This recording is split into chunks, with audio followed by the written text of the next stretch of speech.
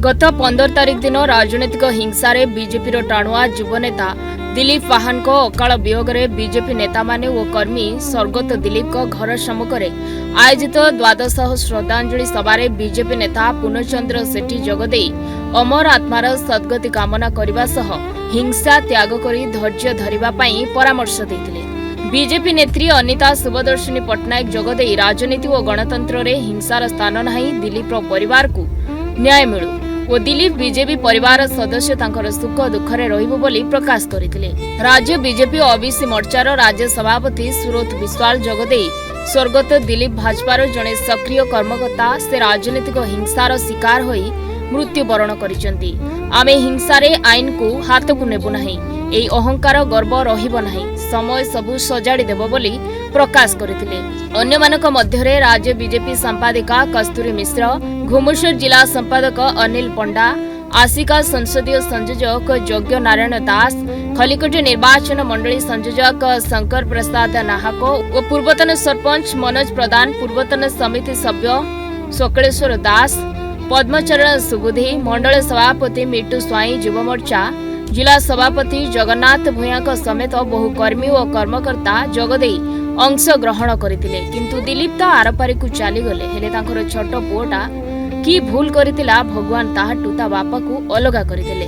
ए अवसर में मृत दिलीप को विधवा पत्नी और तांकर गोटिए पुओ और तांकर बापा राम पाहान को बीजेपी दल तरफ 10 लाख टंकार चेक प्रदान करथिले। दिलीपर द्वादश श्राद्ध दिवस आज मोर बीजेपी भाई मान बहुत बाहर आसी स्थानीय एमएल एमपी बाहर आसी दुई जन भाई भौणी से बहुत मत आशीर्वाद देइचंदी।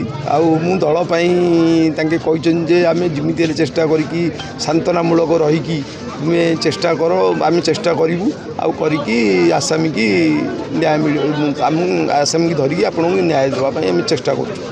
नहीं, प्रथमे तो राजनीति रे हिंसार स्थान नहीं, गणतंत्र रे हिंसार स्थान नहीं, किंतु दुर्भाग्यपूर्ण कथा गोटे अत्यंत दुखद घटना घटी 12 दिन तले आमर कार्यकर्ता दिलीप पाहानंकर अकाल मृत्यु होईची राजनैतिक हिंसा कारण होईची।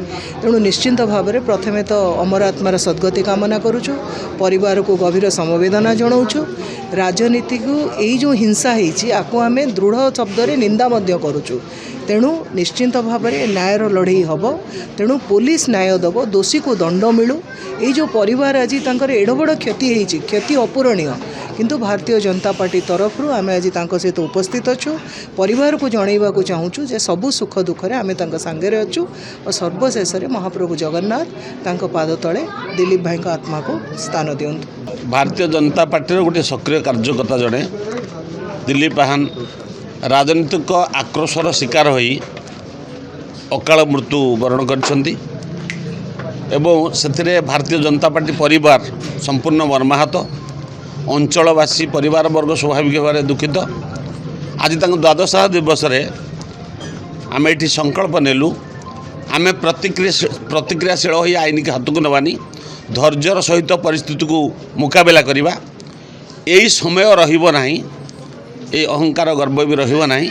आम पुणी परिस्थिति को सुधारिया चेष्टा करवा।